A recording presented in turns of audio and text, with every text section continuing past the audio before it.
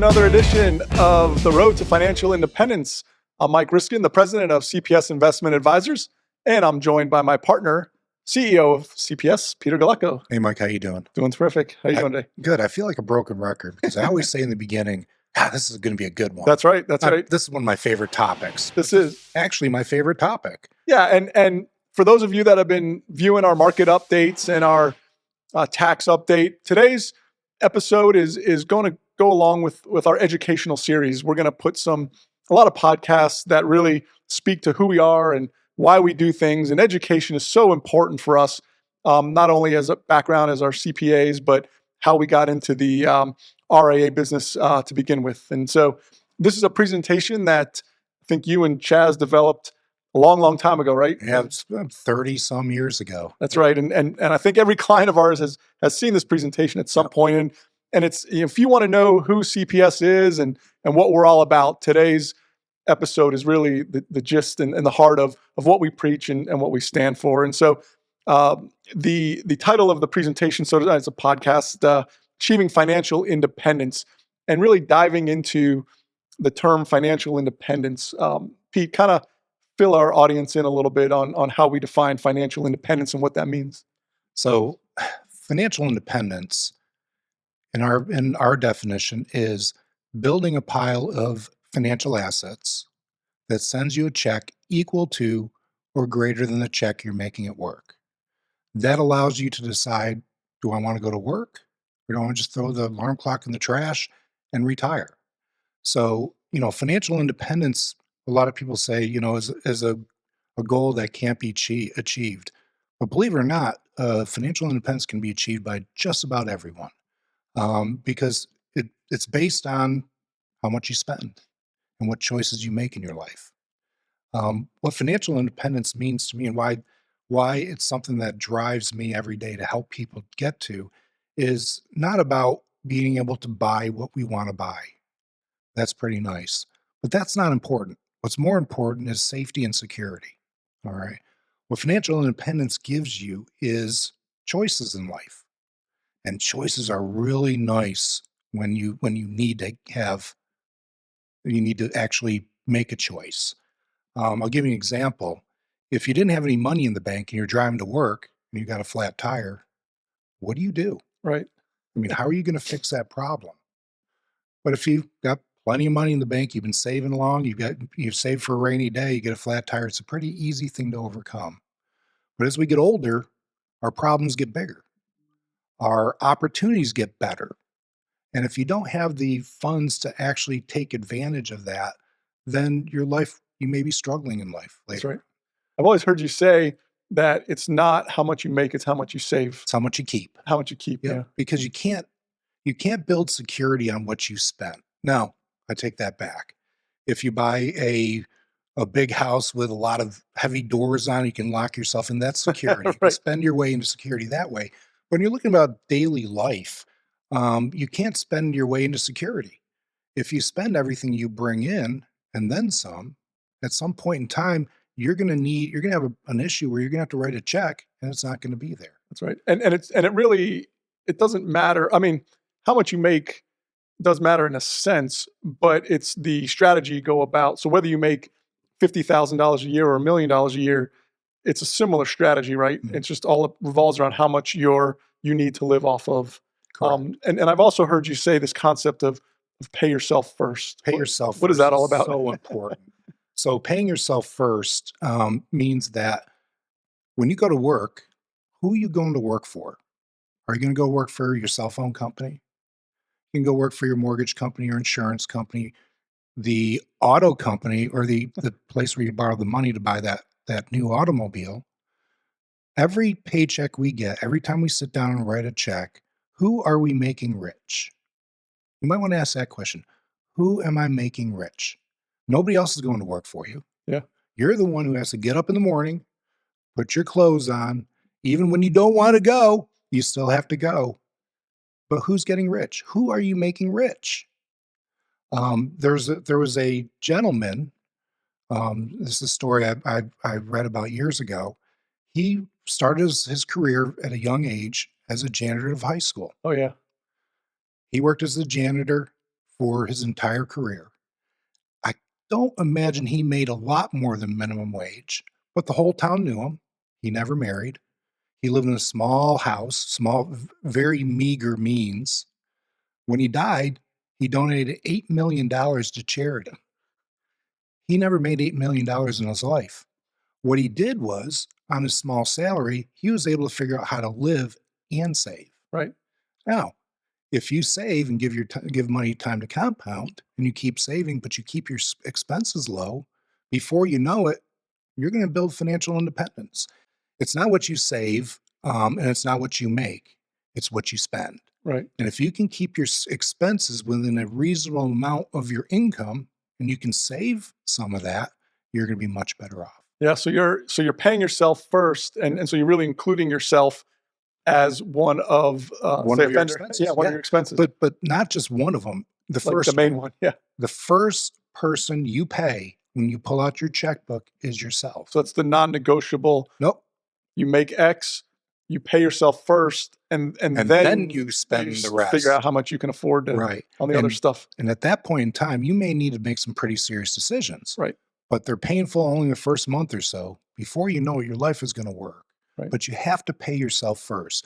If you end up writing checks to anybody else before you, you're not paying yourself Right. first. You'll pretty much be in debt to those other people for the rest of your life. That's correct. Yep. That's And then correct. so many people come to us and say, I want to retire. And they use the word retire. And one of the things I like that we do to kind of rephrase that topic is the financial independence. So it's not really about retiring at a certain age. It goes back to that concept of being financially independent. So Correct. I So mean, you can make a decision. right. So you You can be have choice. financially independent at 40. That's correct. Right. And still work till you're 60 because you really love what you do. You love it. And it's interesting when you talk to people who are financially independent and are still working, they say, I love what I do. I know I've got plenty of hobbies, but I'm too young to stop this. Right. I love coming and doing this. So it gives you more pizzazz, Yeah. or it gives you more energy. I think it helps you sleep better at night. Well, yeah, sleeping better at night. Yeah, that's right. You get a lot better sleep. Yeah. But it's all about choices in life. And it's bizarre that, as a country and how we spend our money and what we buy and everything, we choose to do these things for instant gratification.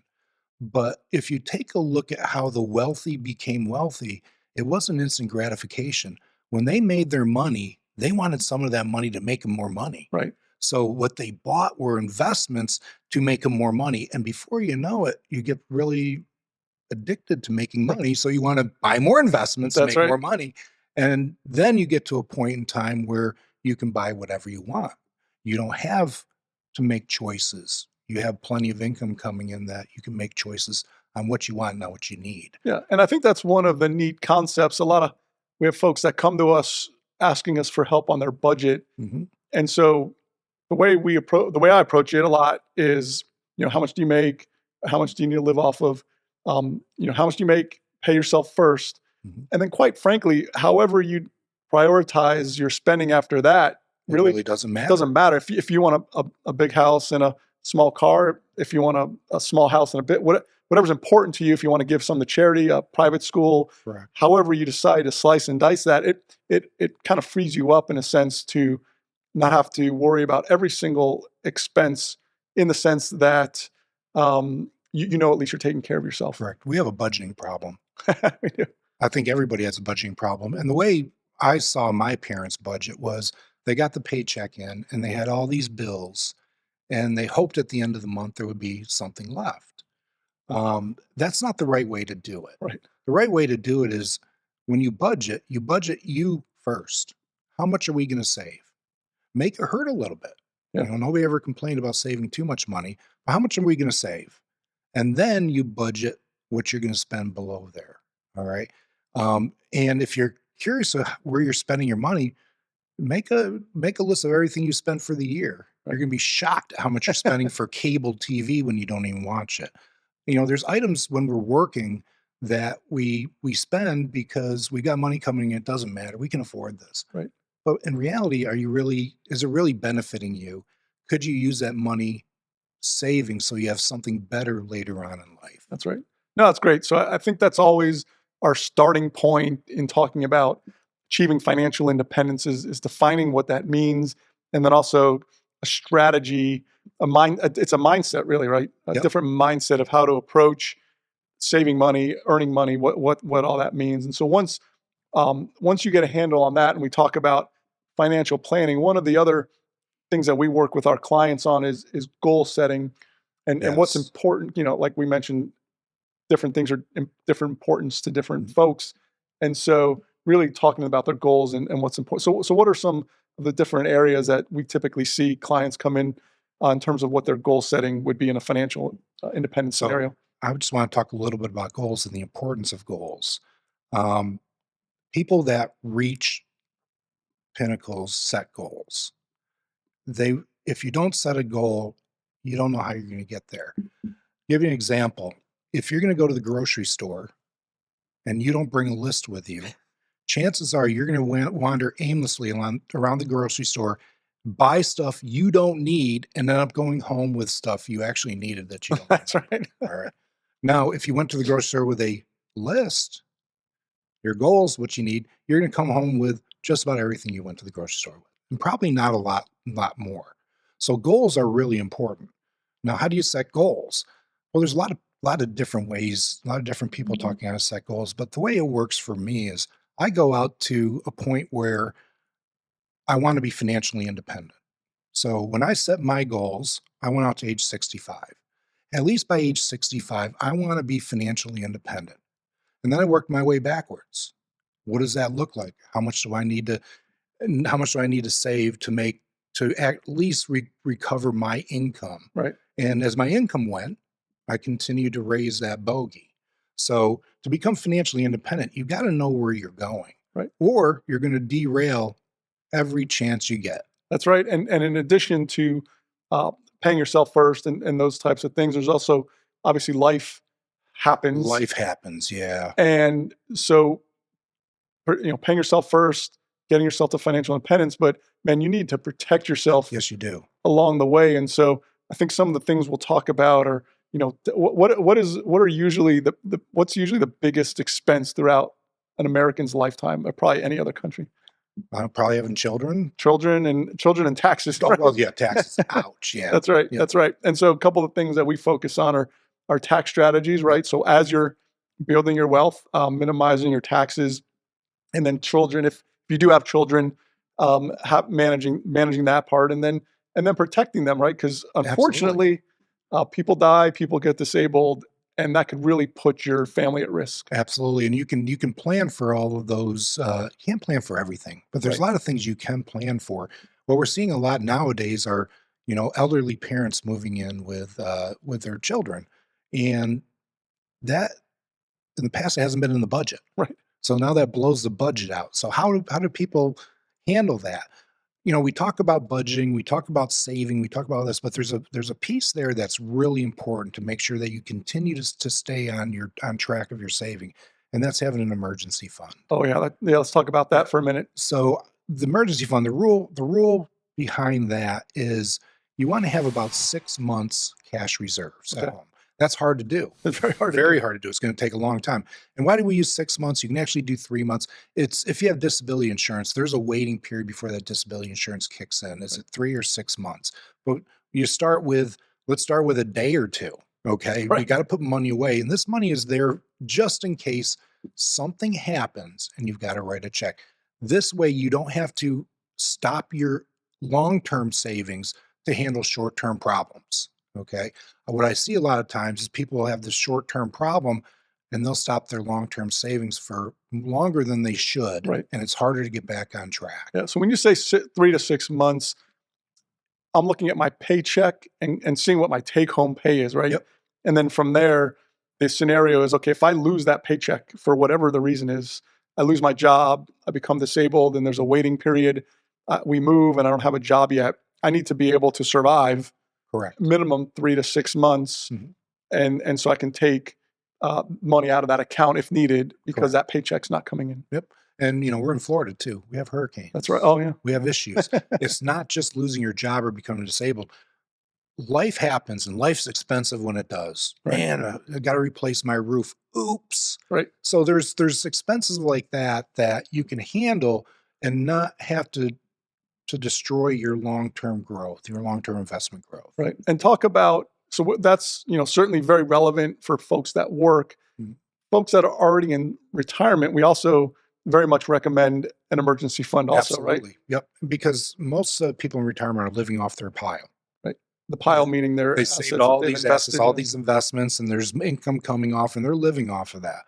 Well, the market goes up and down. Yes, it And of does. course, we can't control when it goes down.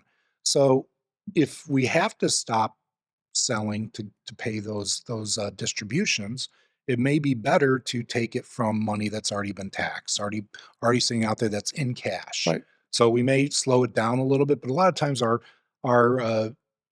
formulas take that in consideration. So Sure. that shouldn't be a big deal. But even in retirement, replacing a roof, doing those kind of things. But in retirement, it's not as critical because they're living off their pile anyway. If they need $500 or $1,000 or Right. 10,000, they can just call and get that. Right. But when you're building your wealth, it's a lot more difficult. Sure. And it's all about protecting your family. Absolutely. Yeah. And so many people worry the stress level when it comes to finances is super high. It is. We have a lot of physician clients that always tell us, what you guys do is so important because, finances and it's always listed right up there in terms of people's stress. And so one of the things we try to help folks see is, things you have control over, Yes. things you have no control over, Yes. and then things you have somewhat control over. And so let's kind of dive into that a little bit. Let's talk about what are things that you have absolutely no control over that you should not be worrying about.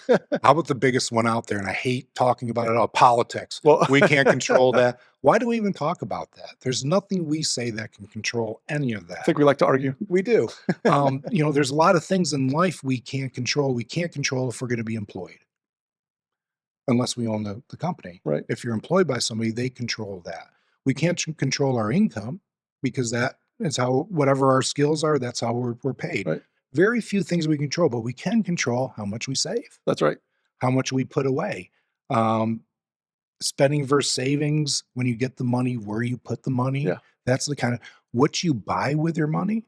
Is it something that's is it gonna be wealthy, or is it something that's gonna destroy your wealth? Right. If you go out and buy that brand new car because you just got a bonus, well, that brand new car just depreciated about 40% the minute you drove it off the lot. Right. However, if you went out and bought a great American stock that pays you a dividend, guess what? You're going to grow and you're going to get money in your pocket. So it's all dependent. You can control what you buy, Right. and where you put your money. And that's, unfortunately, people turn the TV on or look out online. They got all those things that they sell and, I'll buy this new thing. And geez, I know this pulling money out of my pocket. It's hard not to. Right. Right. But we have to have a little bit of control and, on our spending and control what we can control and leave the rest alone. Right. You can't control that. You got to live your best life and move on from that stuff. Perfect. Yeah. And things like, people along with politics, people get obsessed with the stock market and stress out about that. And really on a day-to-day basis, it's something that's out of our control. It's interesting. You shouldn't stress about stuff that's going to change tomorrow. Right. And you really don't know how it's going to change for better or worse. Right. So just let it go. I mean, we don't have much say in a lot of things except for our happiness. Right. And our comfort. So if having financial comfort makes you happy, then you should concentrate on that rather than the other stuff that you can't control. Yeah. And so I think we talk about savings. And I think one of the important concepts here is how you save. I think a lot of people are people are so much more focused on maybe the rate of return or the stock markets and those types of things. And a lot of times, especially for younger folks, they're more worried about capturing that next penny stock that's going to hit, go from 2 cents to $1 million versus just saving the money at an earlier age. That time is a much bigger compounder than return. Explain that a little bit. Yeah. So compounding's one of the great wonders of the world. That's right. Einstein, I think, said that. Einstein said, I think it was Einstein said that Well, great. if you're not getting compounding, you're giving compounding. Yeah. So, compounding is very important. However, people fail to realize that it takes a little while to get to compounding. Right. $1,000 invested at 10%, you're not getting a lot. Right. So you may get, $1,010 or $1,100 going forward. But when you get to $100,000, now you're talking about a return. Right. Now 10 grand is going to kick on. That's going to continue. That's going to continue. So compounding means that the earnings that you got last year are added to the value of what you own now, and that earns on top of that. The next year, add the earnings back on top, and your pile grows quickly. Now, it doesn't grow quickly in the beginning. It takes about 10 years of really hard savings Right. to get to that critical mass. And I'm going to use $100,000 because that's a pretty good round number. If you take a look at the rate of returns between year 0 and year 10, it didn't matter if you did 10, 8, 5, 6, or 4, you got about the same growth rate on the chart. All right. Yeah. It's not until about the 10th year that you start seeing a separation where investment return makes a difference. Before that doesn't make a difference. Right. Just don't lose the money. And I heard years ago where, people say, you're young, you can take a lot of risk. But the problem is, if you're 3 years into it and you risk it all and lose it, you go back to zero. You go back to zero. Yeah. Now you got to build 3 years. We all know how hard it is to save money. Why do you want to lose it? Right. Right. So in the first 10 years, if you just stick it under your mattress and forget about it, don't recommend that, but that would be better than rolling the dice. Right, At right. least, you'll have the money to invest after 10 years, and it's going to make a difference for you. So, the rates of return, it doesn't have to be big rates of return. When you get that kind of money, it's going to start compounding quickly. Yeah. And then also we'll do a whole nother episode on investments and those types of things. But the other thing we see from, this isn't just young folks, it just doesn't matter. It doesn't matter when you start. Correct. Is every 10 years, statistically speaking, the market is going to go down about 2 or 3 years out of the 10. That's correct. And so, like you said, the first 10 years, it seems like you're slogging through the mud, barely growing. And then in year 6, you get a negative 20 and I'm done. I'm done. I'm going to sell out and get out. And go buy a boat. You know what boat stands for? Break out another 1,000. That's right. That's right. It's a financial anchor. Don't buy a boat. But yeah, people do that. They get halfway through and say, this isn't working. I'm not growing. If they just waited a little while longer, they would see the explosion in how their wealth grows. And back to your original example is, like the market goes down, you get out, you go buy the boat, and then the market starts doing well. You go, oh, okay, now I should. Well, guess what? When you get back in, you're starting from year 0 again. Yep. And you bought at the top. And you bought it more expensive. So stay start early, stay committed to a solid foundation and strategy, and the returns will follow. Yeah. If you're just starting out, get an account and buy one of the big indexes and forget about it. If you do what the market does, you're going to do what the market does. It's okay. When you want to beat the market is when you have that critical mass. Right. So just don't lose the money. Yeah. Initially, you got to stay invested. Yep. That's right. Well, Pete, I think we're at kind of a stopping point here for part 1. Kind of laid the foundation, laid the basics of achieving financial independence, and hopefully everyone will stay tuned for part 2, or when that's released to go watch that. We're going to get a little bit more into the investments, investment style, investment strategy. What's worked and that sort of thing. So I think we'll have a good conversation then as well. Yep. All right. Very good. Thanks, Mike. Thanks, Pete. Yeah, appreciate you. And tune into our YouTube channel or anywhere else where you get your podcast for other additional educational content. We've got a lot of things rolling out here in 2025. Thanks again for watching. And if you'd like to contact us, feel free at info@cpsinvest.com, as well as 863-688-1725. And look forward to doing this again soon. Thanks again. Bye.